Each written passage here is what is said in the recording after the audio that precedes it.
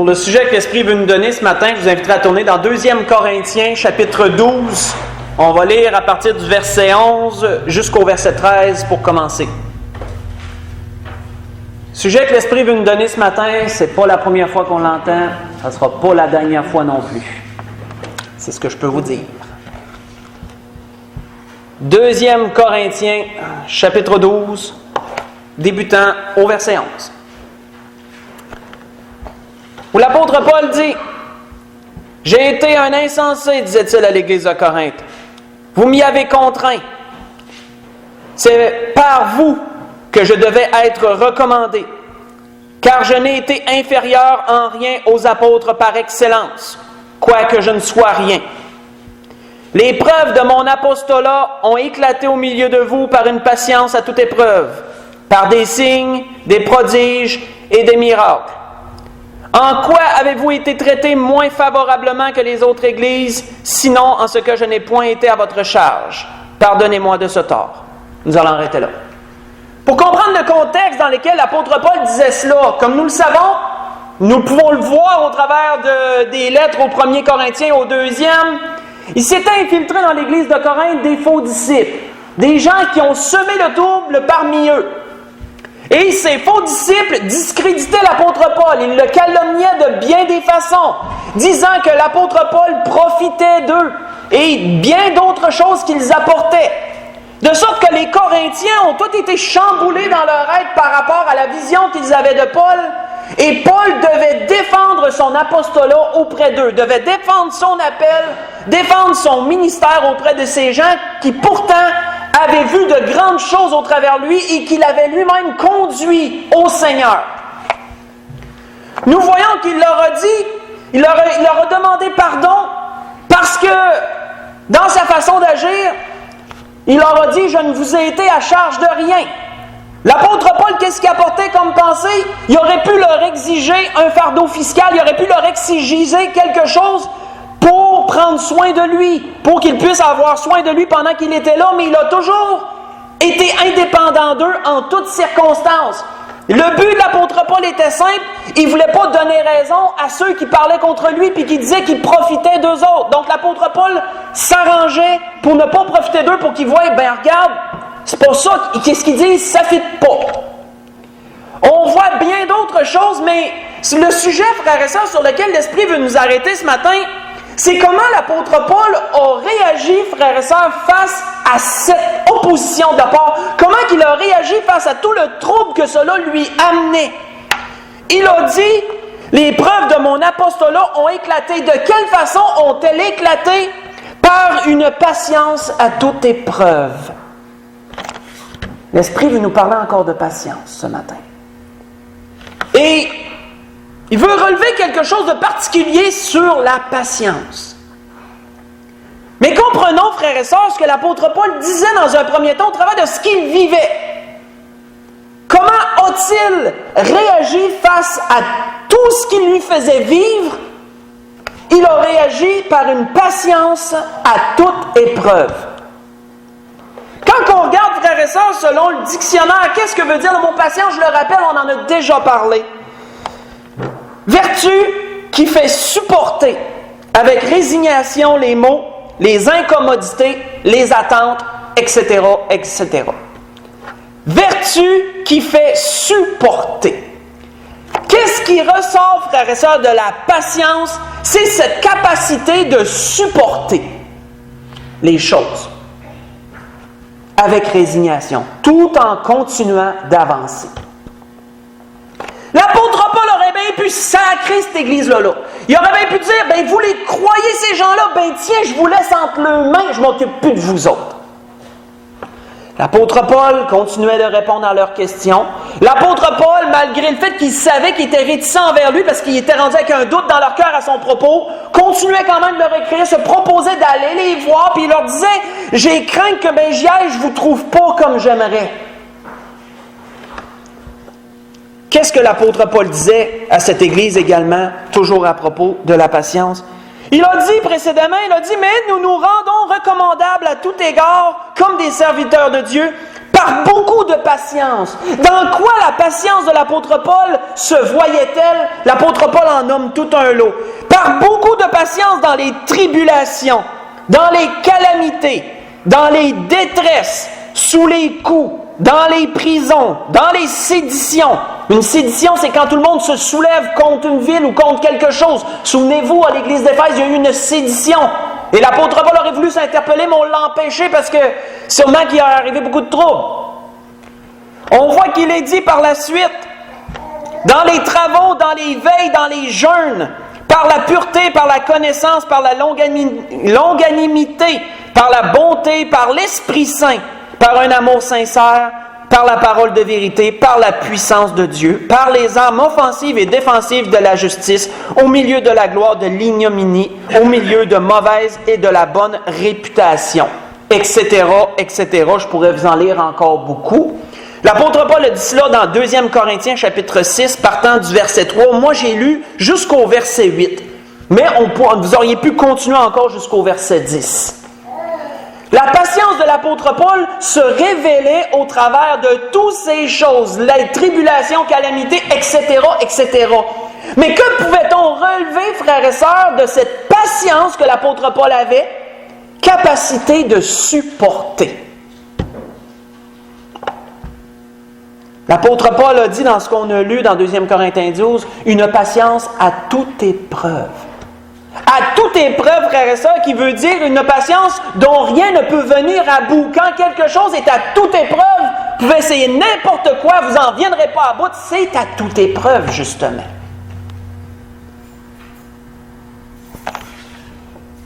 Comment que l'apôtre Paul, quand on regarde selon les Écritures, frères et sœurs, nous voyons quoi? Nous voyons un homme qui était patient, qui l'a démontré, mais qui enseignait aussi à peu près toutes les églises à avoir cette patience-là aussi, cette capacité de supporter. Et c'est ce que l'Esprit me met à cœur de répéter, supporter. On voit que l'apôtre Paul disait à l'église d'Éphèse, je vais vous donner quelques versets clairs comme ça, que je vais tous vous donner les références. Il a dit à l'église d'Éphèse, je vous exhorte à marcher avec patience. On exhorte, on encourage, comme on le dit. Éphésiens chapitre 4, versets 1 et 2.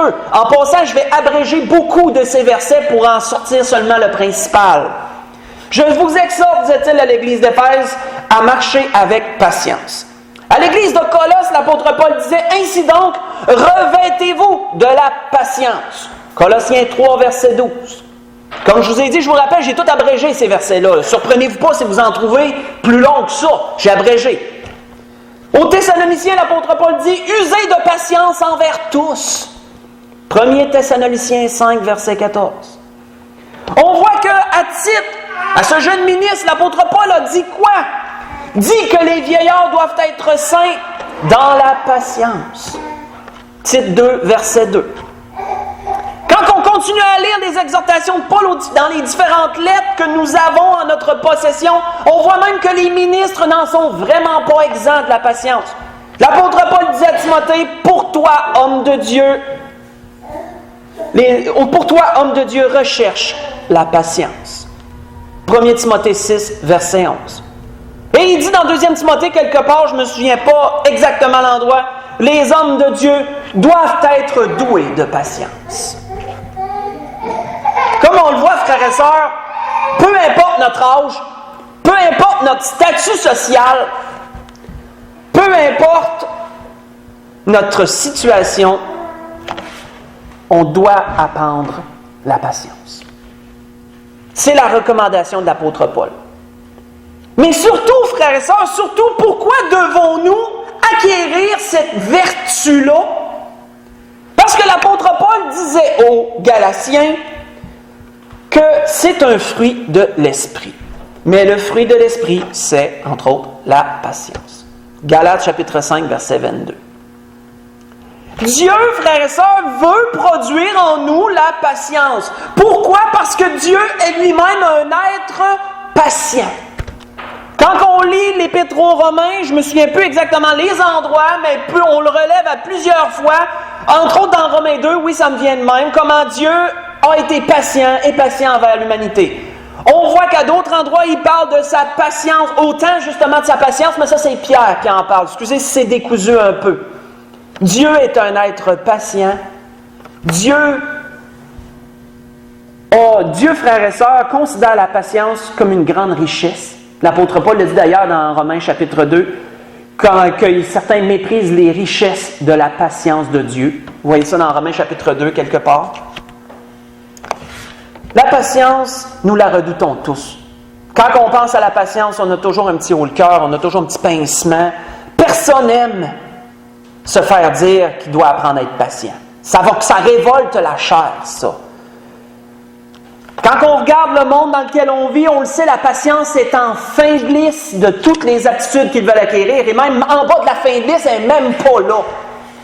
Ce serait comme le petit caractère dans le bas d'un contrat, si on veut voir une image. Les gens ne veulent pas être patients. Mais Dieu nous enseigne que c'est nécessaire d'être patient. Pourquoi? Parce que dans cette vie, et dans toutes sortes de circonstances, nous devons supporter. Et ça tombe bien, c'est justement le cœur de la patience d'être capable de supporter. Avec résignation, les maux, les incommodités, les attentes aussi. Encore, qu'est-ce que Jacques nous disait sur cela? Jacques disait ceci. Jacques disait, prenez mes frères pour modèle de souffrance et de patience, les prophètes qui ont parlé au nom du Seigneur. C'est ce que nous allons faire. L'Esprit, dans un premier temps, veut nous faire cheminer dans quelques exemples et relever quelque chose, je dirais, de cela. Tournons, pour ceux qui veulent suivre, dans les Actes, chapitre 7. Dans les Actes, au chapitre 7, on va lire à partir du verset 1.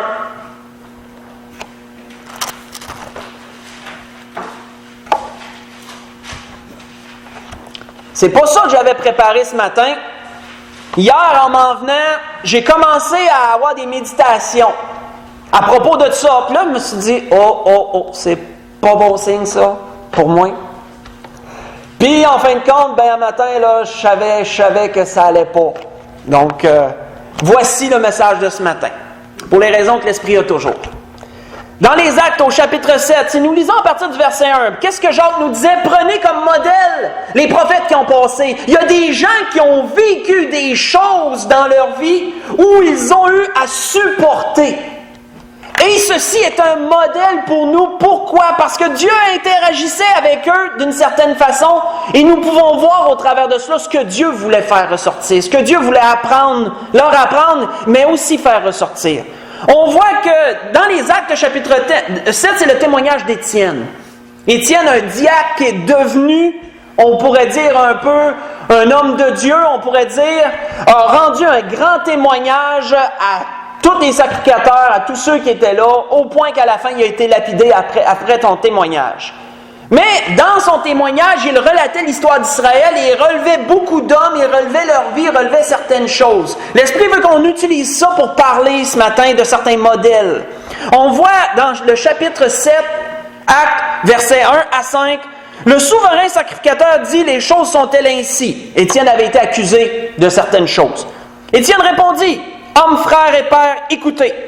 Le Dieu de gloire apparut à notre père Abraham lorsqu'il était en Mésopotamie, avant qu'il s'établisse à Charan. Et il lui dit, quitte ton pays et ta famille, et va dans le pays que je te montrerai. Il sortit alors du pays des Chaldéens et s'établit à Charan. De là, après la mort de son père, Dieu le fit passer dans ce pays que vous habitez maintenant.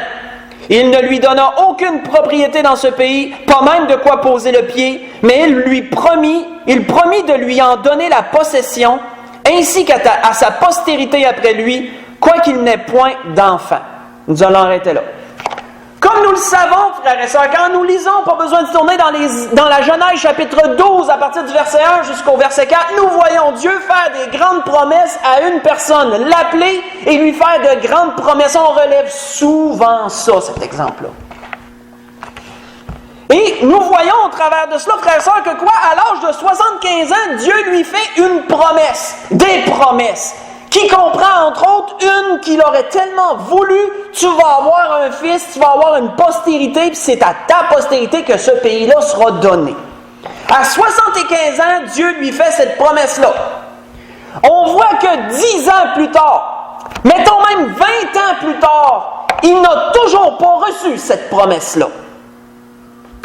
Un quart de siècle plus tard, 25 ans plus tard après la promesse, finalement, Abraham a un fils, Isaac. On sait que vous avez sûrement dans votre tête, il y a eu Ismaël, pas de Sarah. Pas de Sarah. La promesse comportait Sarah.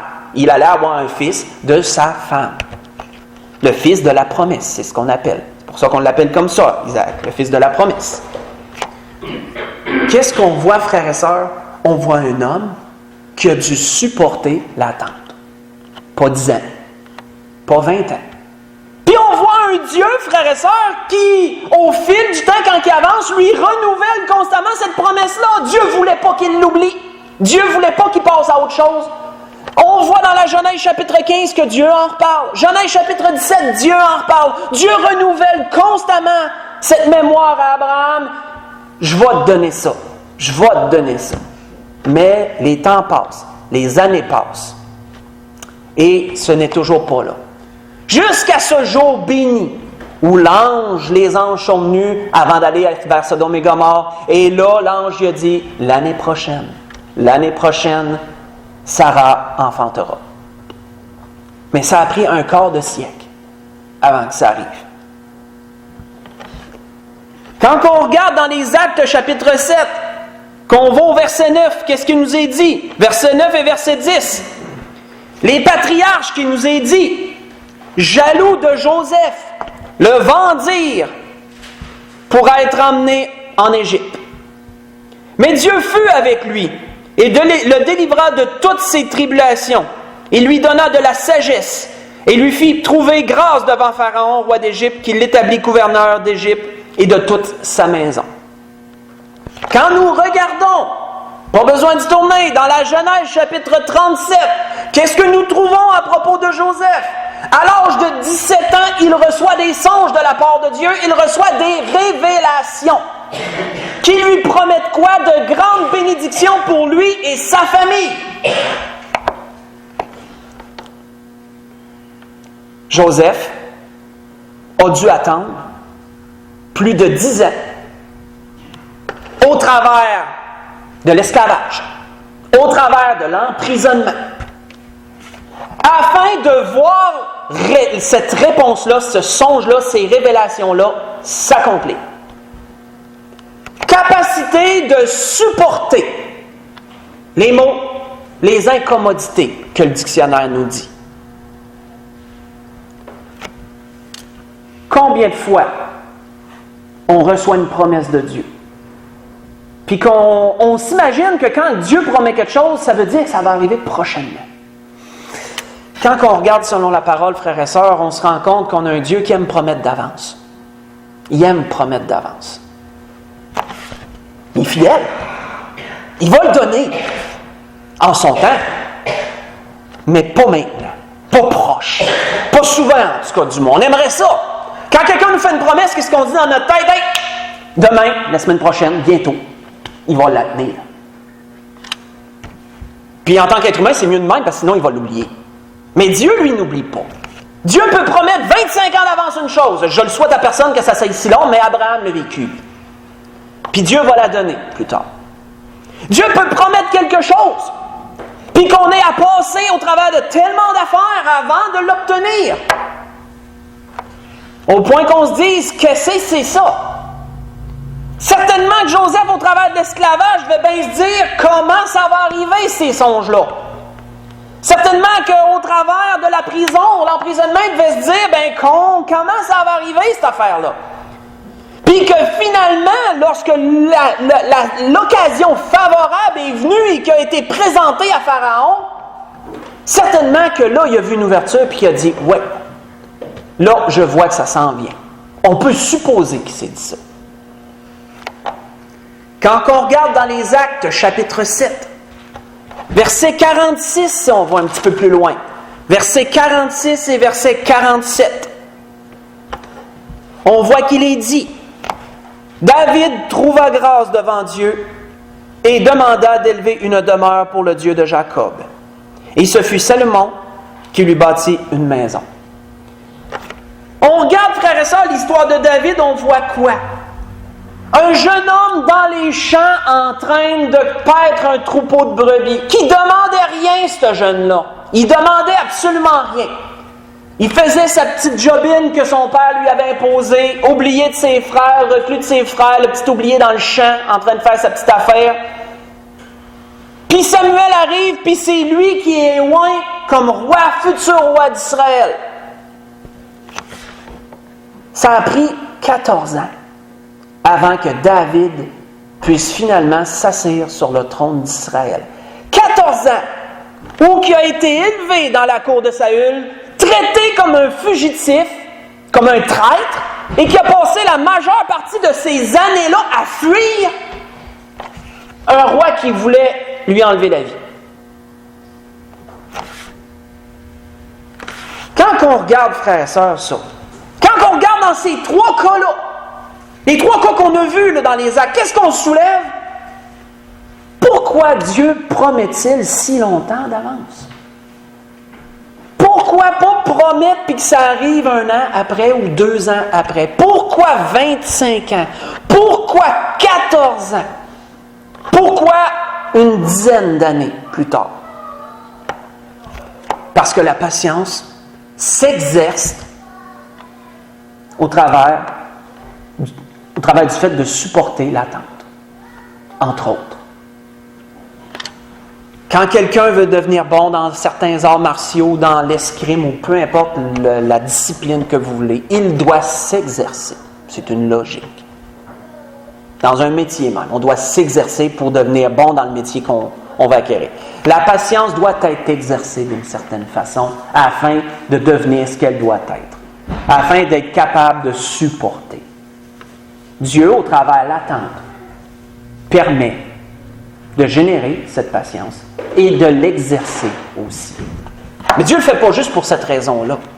Détrompons-nous, Dieu travaille sur une multitude de plans. Tu sais, je fais une comparaison simple. Là. Nous autres, les hommes, c'est un dossier à la fois. Hein? On pense à une affaire, puis une fois que c'est clos, on pense à d'autres choses. Une femme, ça ouvre 5-6 dossiers en même temps, ça travaille sur 5-6 affaires en même temps. Les deux, c'est Dieu qui les a créés. Dieu travaille comme une femme, c'est pas pour rien que les femmes sont comme ça, ils tiennent ça de Dieu d'ailleurs, d'être capable de faire une multitude de choses en même temps, mais l'homme, il est tellement capable de bien accomplir la chose qu'il fait, par exemple. Je la soulève comme ça. Dieu, dans tout cela, frère, ça, c'est rien qu'une petite anecdote, c'est rien qu'une petite image. Démontrer quoi?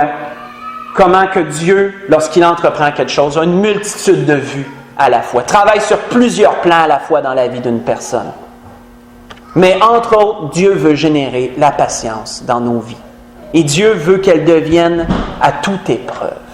Dieu veut qu'elle devienne solide, capacité de supporter. Quand nous regardons ce que Jacques nous dit, dans un autre endroit, tournons dans Jacques chapitre 1. On l'a entendu souvent, celle-là aussi, puis elle ne peut pas passer à côté de ce que l'Esprit veut nous donner ce matin.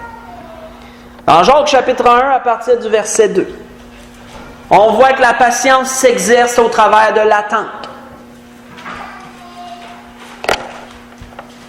Mais Jacques le rappelait lui aussi que la patience s'exerce au travers d'autres choses. Il a dit, mes frères, regardez comme un sujet de joie complète les diverses épreuves auxquelles vous pouvez être exposés, sachant que l'épreuve de votre foi produit la patience. Mais il faut que la patience accomplisse parfaitement son œuvre, afin que vous soyez parfaits et accomplis sans faillir en rien. Nous allons arrêter là. La patience s'acquiert et s'exerce au travers de l'attente. La patience s'acquiert et s'exerce au travers de l'épreuve.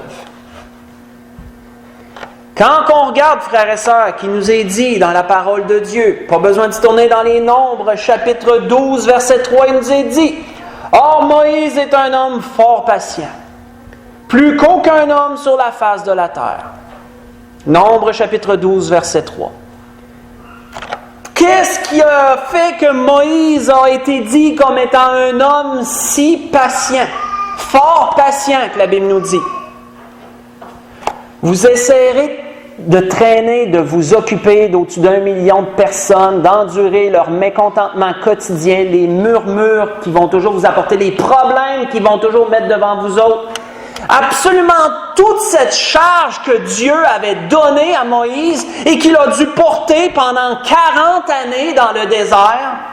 Pas seulement quelques mois quand ils ont traversé la première fois pour se rendre à l'endroit, mais lorsque Dieu les a renvoyés dans le désert pour 40 années, Moïse a dû supporter.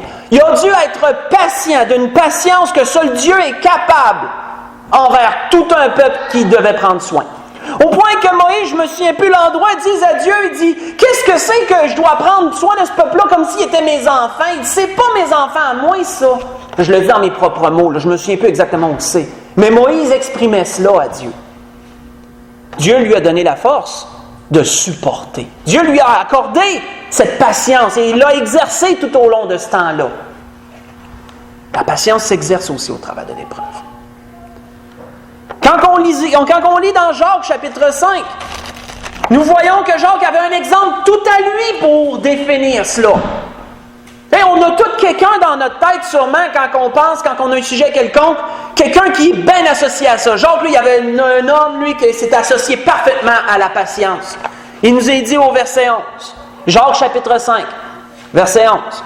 « Voici, nous disons, bienheureux ceux qui ont souffert patiemment. Vous avez entendu parler de la patience de Job. Et vous avez vu la fin que le Seigneur lui accorda. Car le Seigneur est plein de miséricorde et de compassion. » Pour Jacques, Job est l'exemple de patience. C'est le modèle pour lui. Quand on analyse, frères et sœurs, Job, on voit quoi? On voit un homme qui dit lui-même dans Job, chapitre 7, verset 3. Pas besoin d'y tourner. Un homme qui a eu pour lot des mois de souffrance. Il ne nous dit pas combien, il nous dit des mois. Qui a eu pour lot des mois de souffrance dans son corps. Qui parfois avait même pas capable de dormir, il passait les veilles debout, passait les nuits debout. On voit un homme qui ne comprenait pas sa situation. Un homme qui était accusé d'une part faussement par ceux qui étaient auprès de lui, puis qui essayaient de l'encourager. On voit un homme, frères et sœurs, questionner Dieu de bien des façons. Mais comment la patience de Job a-t-elle été relevée? Comment cet homme-là a été défini comme un modèle de patience? Parce qu'il a supporté ces choses sans abandonner Dieu.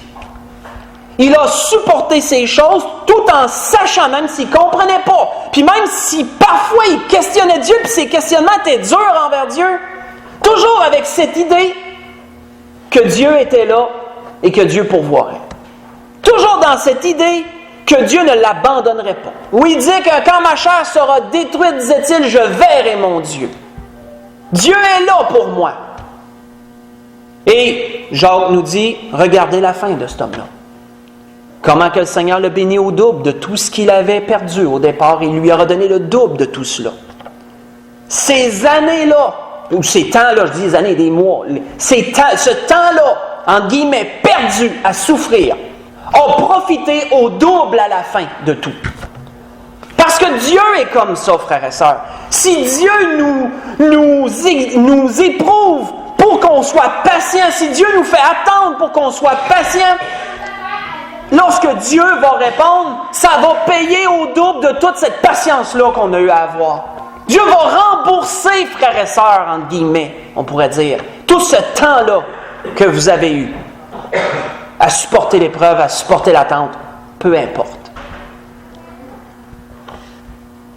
On voit que c'est pourquoi l'apôtre Paul disait ceci à l'Église de Rome. Il a dit, « Réjouissez-vous en espérance. » Qu'est-ce, frères et sœurs, qu'est-ce qu'on peut voir au travers d'une personne patiente? On peut voir une personne qui espère, surtout quand elle a reçu une promesse.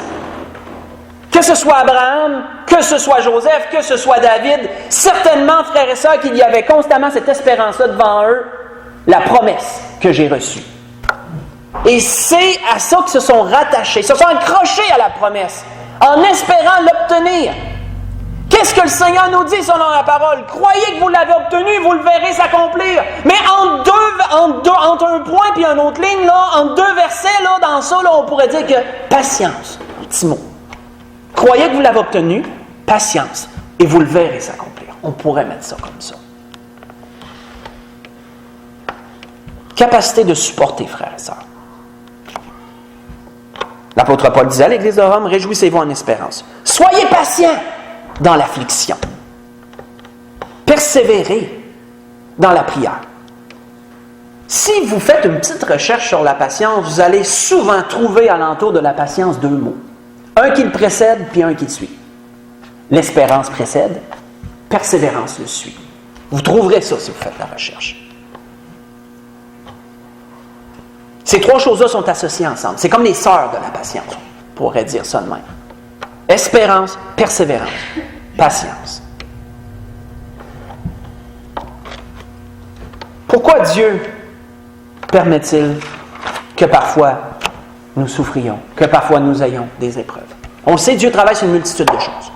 Il n'y a pas une, on ne pourrait pas dire qu'il y a une seule raison. Il y en a beaucoup. Parce que Dieu est capable de faire ça. Mais entre autres, c'est afin que notre patience soit exercée. L'épreuve de votre foi, disait Jacques, produit la patience. Elle s'exerce au travers de l'épreuve, la patience. Comme elle s'exerce au travers de l'attente. Mais comment réagissons-nous si on s'en va vers la conclusion tranquillement? Comment, charnellement, nous réagissons-nous face à cela? Face à la patience, face à ces situations-là où nous voyons qu'on va devoir attendre un peu. On va devoir être patient. Il y a trois façons qu'on peut réagir face à ça. Celle qu'on emprunte souvent, essayer de trouver un raccourci. Hein? La patience, c'est quoi? C'est de passer du point A au point B. On voudrait-tu trouver une manière plus vite de s'y rendre, nous autres? Mais on regarde, entre autres, quand on regarde l'exemple d'Abraham, on voit que quand ça faisait au-dessus de 20 ans, on va dire ça de même, qu'il n'avait pas eu la promesse, Sarah, elle avance l'idée à Abraham. Elle dit, prends donc ma servante pour femme. Elle dit, c'est peut-être par elle que la promesse va s'accomplir.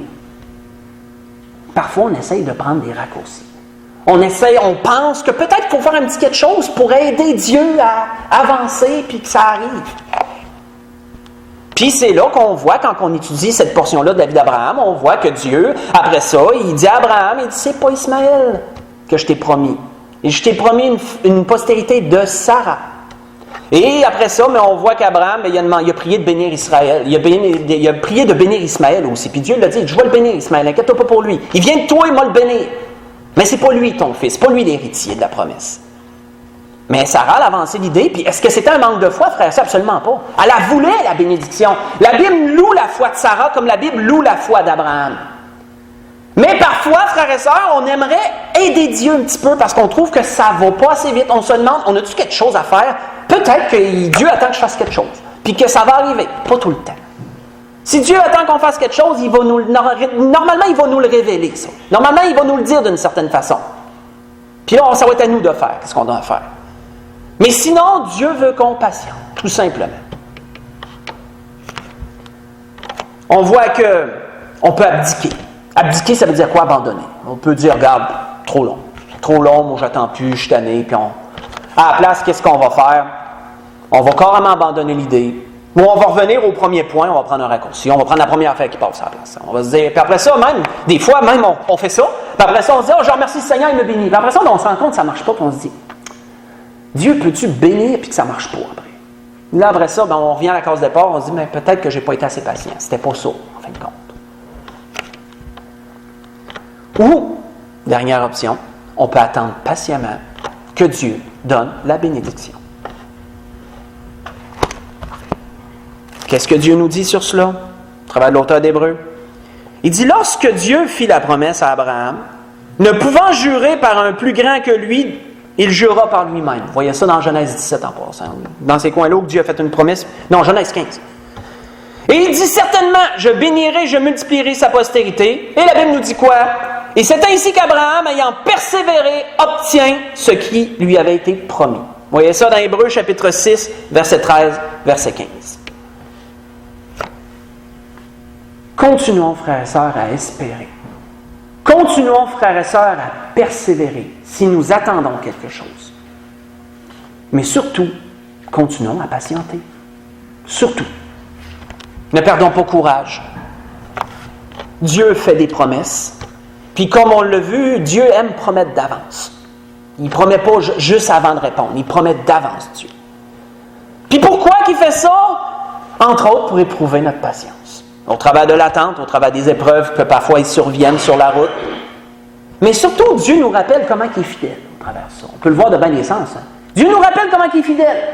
Regarde, je te l'ai promis 25 ans, je ne l'ai jamais oublié. Ça, c'est Dieu.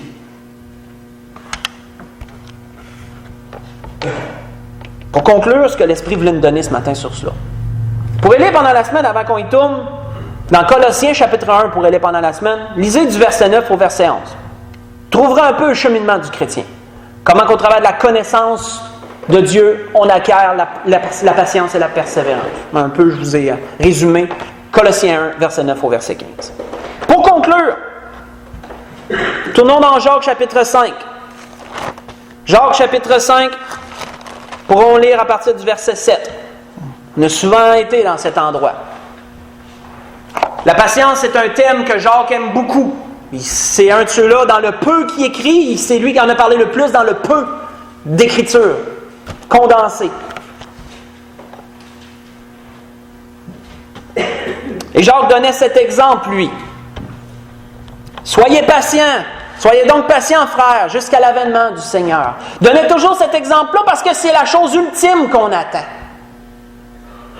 Voici le laboureur attend le précieux fruit de la terre, prenant patience à son égard jusqu'à ce qu'il ait reçu la pluie de la première et de l'arrière-saison. Vous aussi, soyez patients, affermissez vos cœurs, car l'avènement du Seigneur est proche. La grâce que je nous souhaite, peu importe ce qu'on attend, on attend entre autres l'enlèvement de l'Église. On attend entre autres ce temps béni où le Seigneur reviendra nous chercher. Et où enfin tous les soucis de cette vie, les fardeaux que nous portons, et peu importe, seront enfin débarrassés de nos épaules et nous serons allégés de toutes ces choses. Étant allégés de la chair même d'ailleurs. En attendant cela, Dieu nous exhorte à être patient, à continuer à supporter. Peu importe ce qu'on a à supporter. Mais Dieu nous rappelle quoi, frères et sœurs, ce matin? Dieu est infaillible. Il fait des promesses. Et il va y répondre. Il va y répondre. Je le répète, il va y répondre. Soyons patients. Supportons ce qu'on a à supporter. Accrochons-nous en espérance à ce que Dieu nous a donné, à ce que Dieu nous a promis. Et persévérons dans la prière. Persévérons à servir le Seigneur chaque jour comme on doit le faire. Et nous verrons de grandes choses. Nous verrons de grandes bénédictions. Nous serons de ceux qui ont la foi pour être exaucés dans ce que le Seigneur promet. C'est la grâce que je nous souhaite à tous. On peut se lever pour la dernière cantique.